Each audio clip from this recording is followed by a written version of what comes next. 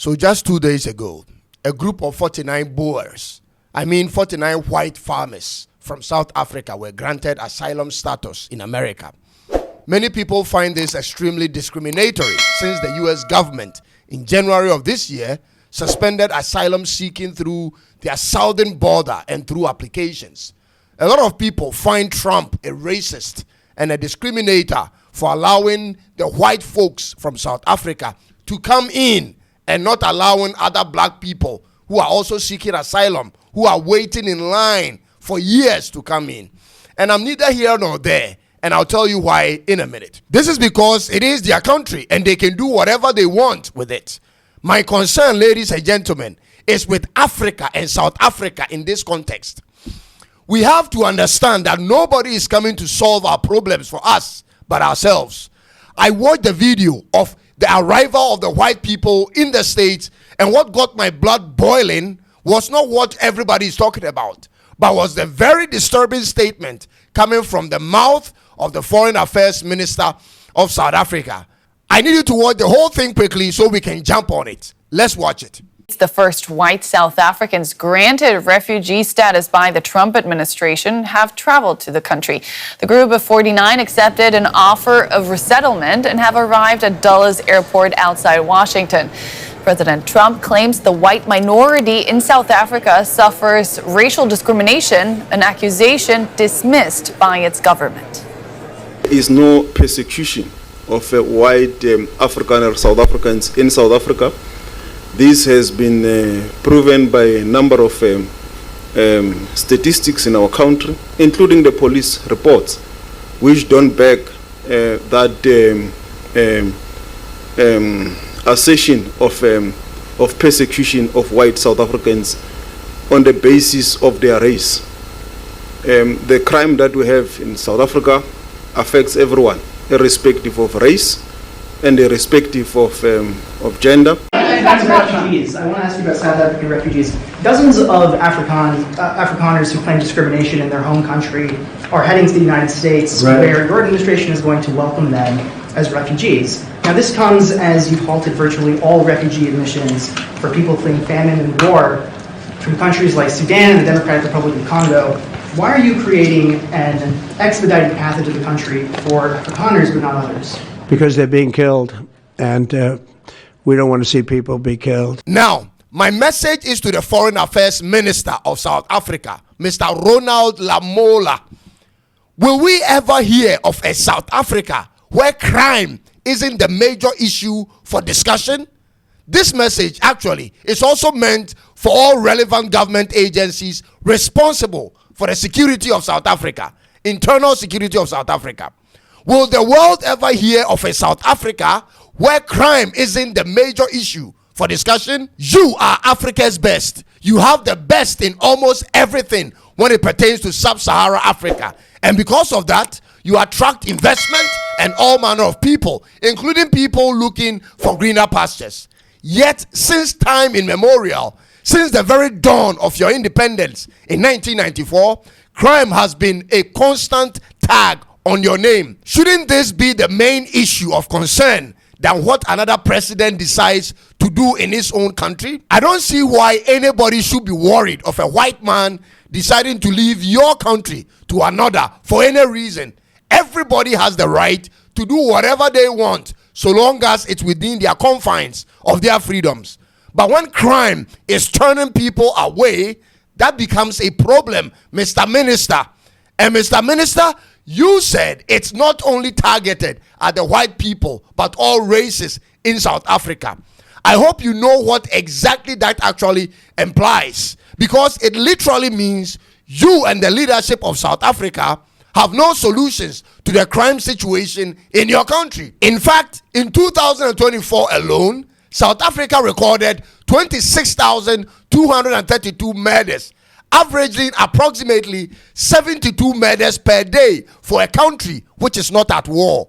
Nearly 72 people were murdered in one day in all of last year, and you are not talking about that solution. You are not talking about how to make South Africa safe.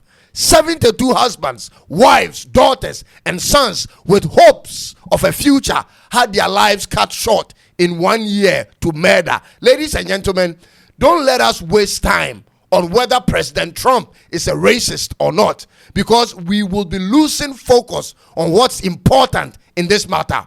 Whether he is a racist or not, that isn't something we can control, so we shouldn't bother ourselves with it. South Africa is not at war. I repeat, South Africa is a thriving economy with all manner of nationalities and businesses. This is the New York of Africa, a melting point of everything African and European. But New York in 2024 recorded only 377 murders, and South Africa is doing 26,000 plus murders in a year. This, ladies and gentlemen, isn't this outrageous? According to the South African Police Department, approximately 12,517 people were murdered in the first half of 2023, which is from January to June. That's averaging 61 murders in 181 days. Is this not a problem for a country which is not at war? The same South African police also reported that in the second quarter of 2023, that's from July to September, 6,945 murders occurred. 881 women and 293 children among the victims. Is this normal, ladies and gentlemen, for a country which is not at war? Combining the total numbers of murders reported from January to September of 2023 alone in South Africa amounts to approximately 19,462 people. These are lives cut short for whatever reasons. As black people of Africa and the people on the internet, let's not allow for politicians to sway us with identity and racial politics to overlook the core of our problems. South Africa hasn't been safe since independence. That's a fact. The number of murders is constantly on the rise. Same political party has been in charge and nothing seems to change. This is the number one variable that is constant with the rate of crime in the country. Same political group and similar level of crime. What should the people do in South Africa? South Africans, I need you to listen to this. Whether the whites leave or stay, it doesn't change the level of crime in your country, because you know and I know that the rate of murder happening in your country involves more black victims than white victims. You know that is a fact.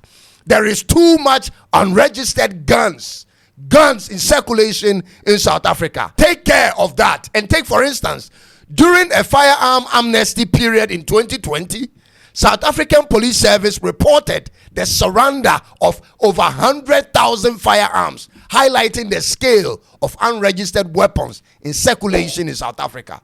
Something is terribly wrong somewhere. Meanwhile, you have known only one political party in office since independence, and you are familiar with what you get with them. Shouldn't something prick you off to look for alternative solutions? Don't you think maybe it's time to look towards another political party for solutions instead of the ANC? Maybe all that's happening with the crime rate and farmers leaving is a sign that this one party doesn't have solutions to your problems, and therefore another must come in. Because it is shameful, ladies and gentlemen, it is totally shameful for a whole South Africa in 2025 to be even struggling with energy production. Day in, day out, your lights are taken and crime is increasing. Don't you see this is more of a managerial problem and not all that international drama your government would like you to believe, ladies and gentlemen? This is not a typical character of a first-class country. You have coal, you have solar, thermal, hydro, nuclear energies at your disposal. Obviously, the one thing missing has to do with leadership, and that is a fact. It is so obvious as a day is from the night. You have the largest economy in Africa and home to majority of Africa's largest businesses. You have the vast rich lands and rich cultures, beautiful weather, beautiful women, beautiful tourist destination, and yet you allow crime to be so high with no sign of solutions coming. What is the police doing, first of all? And in fact, what is Cyril Ramaphosa and the newly formed unity government doing about this? South Africa is ranked highest in crime rate in all of Africa and ranked top 5 in the world. Do you know you are more likely to be murdered as a civilian living in South Africa than in any African country where there isn't war today? This is what the statistics say. 72 people were murdered in a day, in a whole year. That is from last year. What kind of society are you building there? I have foreign friends who were murdered there. I have South African friends who are equally unalive in your country. I have personally been a victim of criminal attacks twice in South Africa and seen with my own eyes people unalived right there in Joburg. Myself. Nobody has the time to hate your country for any reason or throw shades. There is absolutely nothing I get from it. The problem has to do with the reality of traveling and living in South Africa. This is where the focus will have to be, ladies and gentlemen. And in bringing this episode to the end, I want to quickly touch on one more thing happening in South Africa, which is the town of Orania, the white-only town in South Africa. I don't see how the central government of South Africa allows for this group to seek independence from South Africa. They're already printing their currency with their own governments set up, and they have their own economy and doesn't allow for any black persons to move there or even work there, which is extremely problematic seeing the history of South Africa.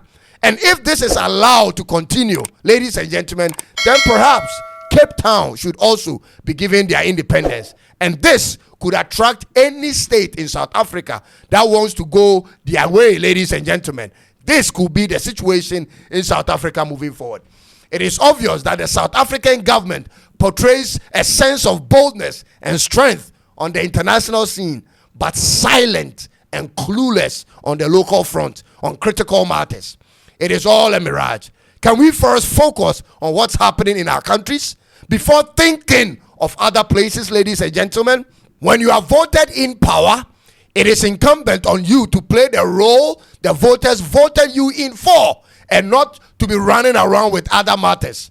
We need all African countries to rise to the occasion and demand better from their government. Ladies and gentlemen, South Africa can be safe, whether in Soweto, Joburg, Cape Town, or in any of their townships. I tell you, the time to take care of business in Africa is now and not later.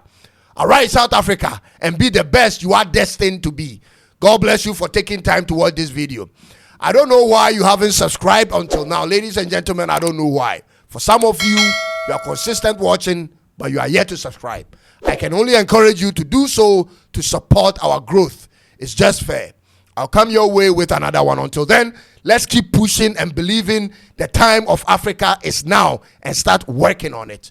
It's bye-bye for now.